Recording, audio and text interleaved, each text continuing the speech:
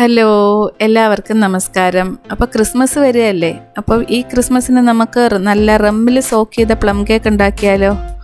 അതിന് വേണ്ടിയിട്ട് ഞാനിവിടെ 250 ഗ്രാം ഓൾ പർപ്പസ് ഫ്ലോർ എടുത്തിട്ടുണ്ട്. മൈദ ആയാലും മതി കേട്ടോ. പിന്നെ 250 ഗ്രാം പഞ്ചസാര എടുത്തിട്ടുണ്ട്. 250 ഗ്രാം ബട്ടർ എടുത്തിട്ടുണ്ട്. റൂം ടെമ്പറേച്ചർ വേണം എല്ലാം. പിന്നെ 250 ഗ്രാം മുട്ട എടുത്തിട്ടുണ്ട്. ഇത് വലിയ മുട്ട ആയതുകൊണ്ടാണ് 4 എണ്ണം. ചെറുതാണെങ്കിൽ ഒരു 5 മുട്ട വേണം കേട്ടോ. പിന്നെ 1/2 cup caramel syrup, 1 teaspoon vanilla essence, 3 drops almond essence, പിന്നെ 1/2 ടീസ്പൂൺ സിന്നമൺ പൗഡർ, അതായത് കറുവപ്പട്ട പൊടിച്ചത് വേണം, 1/2 ടീസ്പൂൺ ചുക്ക് പൊടിച്ചത്, 1/4 ടീസ്പൂൺ ജാതിക്ക പൊടിച്ചത്. ഇത് ഓപ്ഷണലാണ് ജാതിക്കയൊക്കെ. ഇനി ഞാനിവിടെ റമ്മിൽ സോക്ക് ചെയ്ത ഡ്രൈ ഫ്രൂട്ട്സ് എടുത്തിട്ടുണ്ട്. ഇതെങ്ങനെയാണ് സോക്ക് ചെയ്യുന്നതെന്നുള്ള വീഡിയോയുടെ ലിങ്ക് ഞാൻ ഡിസ്ക്രിപ്ഷൻ ബോക്സിൽ കൊടുത്തിട്ടുണ്ട്, അല്ലെങ്കിൽ മുകളിൽ കൊടുത്തിട്ടുണ്ട്.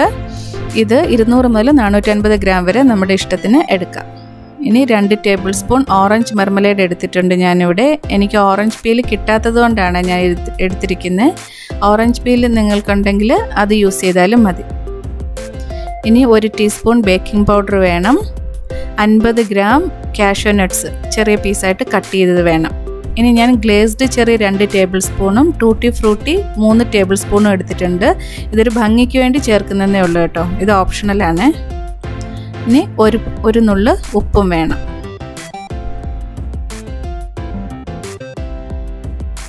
ഇനി നമുക്ക് കേക്കിന് വേണ്ട കാരമൽ സിറപ്പ് എങ്ങനെയാണ് റെഡിയാക്കുന്നതെന്ന് നോക്കാം. ഇതിന് വേണ്ടിയിട്ട് ഞാനിവിടെ 1/2 കപ്പ് പഞ്ചസാര എടുത്തിട്ടുണ്ട്.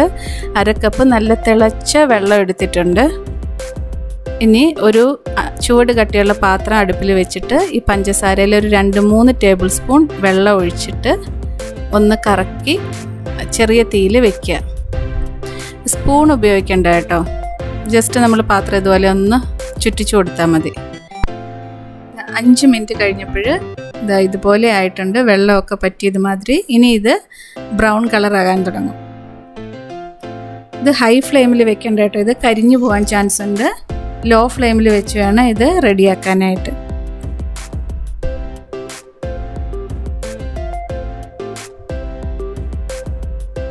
ഇത് ഒരു 7-8 മിനിറ്റ് കൊണ്ട് റെഡിയാവും കേട്ടോ. ഇത് കണ്ടല്ലേ, ഒരു 8 മിനിറ്റ് കഴിഞ്ഞപ്പോഴേക്കും നല്ല ഡാർക്ക് ബ്രൗൺ ഷെയ്ഡായിട്ടുണ്ട്. കേക്കിന് നല്ല ബ്രൗൺ കളർ കൊടുക്കുന്നത് ഈ കാരമൽ സിറപ്പാണ് കേട്ടോ. അപ്പം നല്ല ഡാർക്ക് ബ്രൗൺ വേണം ഈ കാരമൽ സിറപ്പിന്. ഇനി ഇത് നല്ല ഡാർക്ക് ബ്രൗൺ ആകുമ്പോൾ നല്ല തിളച്ച വെള്ളം ഇതിൻ്റെ സൈഡിൽ കൂടി കുറേശ്ശെ ഒഴിച്ചു കൊടുക്കണം. ഈ വെള്ളം പൊക്കി ഒഴിക്കാൻ പാടില്ല കേട്ടോ, നമ്മുടെ ദേഹത്തെല്ലാം തെറിക്കാൻ ചാൻസ് ഉണ്ട്. അതുകൊണ്ട് സൈഡിൽ കൂടി കുറേശ്ശെ ഒഴിച്ചു കൊടുക്കുക.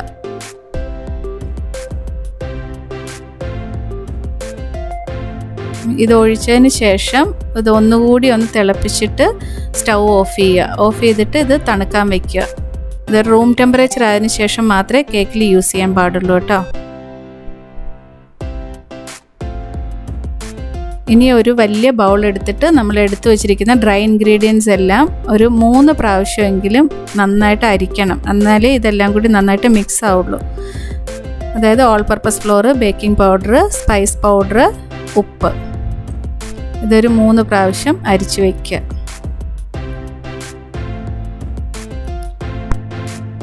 ഇനി നമുക്ക് ബട്ടറും ഷുഗറും നന്നായിട്ട് ബീറ്റ് ചെയ്തെടുക്കണം. ഇതിന് വേണ്ടിയിട്ട് ഹാൻഡ് മിക്സർ അല്ലെങ്കിൽ സ്റ്റാൻഡ് മിക്സർ അല്ലെങ്കിൽ കൈ വെച്ച് നന്നായിട്ട് ബീറ്റ് ചെയ്താലും മതി കേട്ടോ. ഈ ഷുഗറും ബട്ടറും നല്ല ലൈറ്റ് ആൻഡ് ഫ്ലഫി ആവണം. ഇനി അതിൻ്റെ സ്പീഡ് കുറച്ചിട്ട് നമ്മൾ എടുത്തു വച്ചിരിക്കുന്ന മുട്ട ഓരോന്നായിട്ട് ഇതിൽ ചേർത്തിട്ട് മിക്സ് ചെയ്യണം. ഒരു മുട്ട ചേർത്ത് നന്നായിട്ട് അതിൽ മിക്സ് ആയിട്ടതിന് ശേഷം മാത്രമേ അടുത്തത് ചേർക്കാവൂ കേട്ടോ. ഇനി ഇതിൻ്റെ സ്പീഡ് കുറച്ചിട്ട് നമ്മൾ എടുത്തു വച്ചിരിക്കുന്ന എസൻസുകളും കാരമൽ സിറപ്പും ഇതിൽ ഒഴിച്ചിട്ട് മിക്സ് ചെയ്യുക. നമ്മൾ കാരമൽ സിറപ്പ് ഒഴിക്കുമ്പോൾ ഇതൊരുമാതിരി പിരിഞ്ഞത് മാതിരി തോന്നും, അത് കുഴപ്പമില്ല കേട്ടോ.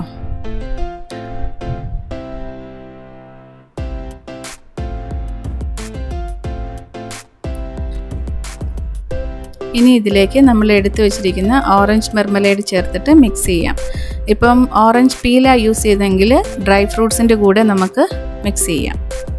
നമ്മൾ എടുത്തു വെച്ചിരിക്കുന്ന നട്ട്സും ഡ്രൈ ഫ്രൂട്ട്സും ഓൾ പർപ്പസ് ഫ്ലോറിലിട്ടിട്ട് മിക്സ് ചെയ്യുക. ഇതെന്തിനാന്ന് വെച്ചാൽ ഇല്ലെങ്കിൽ നമ്മൾ ബേക്ക് ചെയ്യുമ്പോൾ ഈ ഡ്രൈ ഫ്രൂട്ട്സ് എല്ലാം ഇതിൻ്റെ കേക്കിൻ്റെ അടിയിൽ പോവും.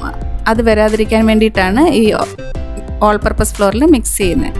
ഇനി ഇത് നമ്മുടെ ആ ബട്ടർ കാരമൽ മിക്സിലേക്ക് ചേർത്തിട്ട് കട്ട് ആൻഡ് ഫോൾഡ് മെത്തേഡിൽ മിക്സ് ചെയ്യണം കേട്ടോ.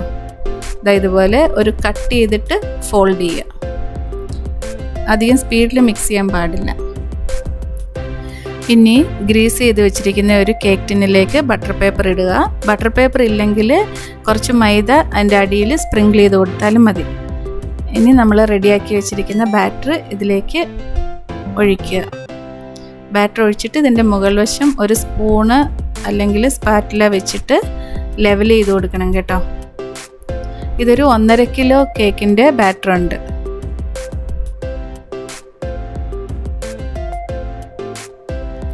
ഇനി 170 ഡിഗ്രിയിൽ 10 മിനിറ്റ് പ്രീ ഹീറ്റ് ചെയ്ത ഓവനിൽ ഒരു 1.5 മുതൽ 2 മണിക്കൂർ വരെ വെച്ച് ഇത് ബേക്ക് ചെയ്യണം.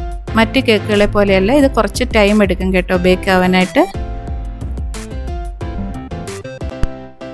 ഇനി ഇത് കേക്ക് ഫീഡിംഗ് മെത്തേഡ് എന്ന് പറയും. നമ്മൾ ബേക്ക് ചെയ്ത കേക്ക് നന്നായി തണുത്തതിന് ശേഷം ഒരു സ്ക്യൂവർ അല്ലെങ്കിൽ ടൂത്ത് പിക്ക് അങ്ങനെ എന്തെങ്കിലും വെച്ചിട്ട് ഇതിൽ കുറേ ഹോൾസ് ഇടുക കേക്കിൽ. ഇത് നമുക്ക് ഒരാഴ്ച മുമ്പ് വരെ കേക്ക് റെഡിയാക്കി വെക്കാം കേട്ടോ. എന്നിട്ട് കുറച്ച് ഇത് റം കേക്ക് ആയതുകൊണ്ട് കുറച്ച് റം അതിൻ്റെ മുകളിൽ ഒഴിച്ചു കൊടുക്കുക. ഇനി ഒരു ബട്ടർ പേപ്പർ വെച്ചിട്ട് ഇത് നന്നായിട്ട് പൊതിഞ്ഞ് വയ്ക്കുക. ബട്ടർ പേപ്പറിൻ്റെ മുകളിൽ കുറച്ച് അലുമിനിയം ഫോയിലും കൂടി വെച്ചിട്ട് ഇത് നന്നായിട്ട് പൊതിഞ്ഞ് ഇത് ഒരാഴ്ച മുമ്പ് വരെ നമുക്ക് റെഡിയാക്കി വെക്കാം കേട്ടോ. ഇത്രയേ ഉള്ളൂ, നമ്മുടെ ടേസ്റ്റി ആയിട്ടുള്ള ക്രിസ്മസ് കേക്ക് റെഡി.